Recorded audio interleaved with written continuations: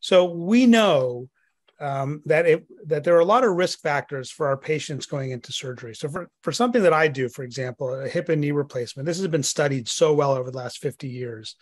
I mean, it's gotten to the point now where we can predict risks in a right-handed, redheaded female, who has 4 children. You can predict what the infection risk is going to be, and the data is that granular. So what we've found out is that patients who have poor nutritional measures have increased risk of not only wound healing problems, which leads to infection, but also things like stroke, heart attack after surgery, pulmonary disease like pneumonia. So all these things that occur after surgery are not only are they going to affect the patient's ability to recover from the surgery, but it's going to have a long-term effect on their health. So, for example, somebody who's got a sore hip is walking around limping. They're going to have one set of problems because they don't get exercise, et cetera, et cetera. But if I fix their hip and I've given them a pain-free hip, but now they've had a heart attack as a result of the surgery, have we really made them any better? That's the debate that we face.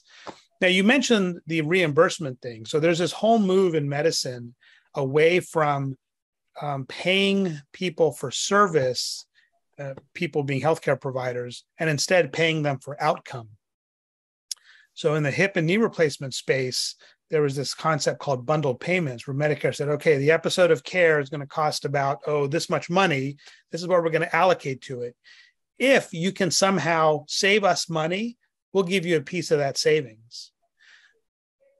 Sounds great in theory, but the upshot of what happened was either one of two things.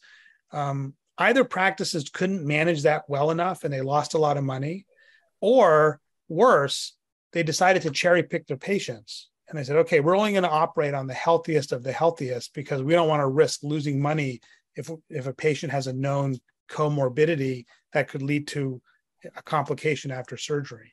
I don't think restricting access to healthcare is ever the goal in the health system, but that was the unintended consequence. And now with Medicare proposing a 9 to 10% pay cut in 2023, I think the next thing that we're going to see is we're going to see more practices either limiting how many Medicare patients they see or pulling out completely. So what do you do for those patients? As an orthopedic surgeon, okay, that's one issue. But if you're a primary care doctor, if you're a family doctor, if you're an OBGYN or a pediatrician, basically seeing patients on the front line, you're going to have limited access to those patients. So you need to create a methodology by which the patients can help themselves. And I think this is one example of what that type of methodology is.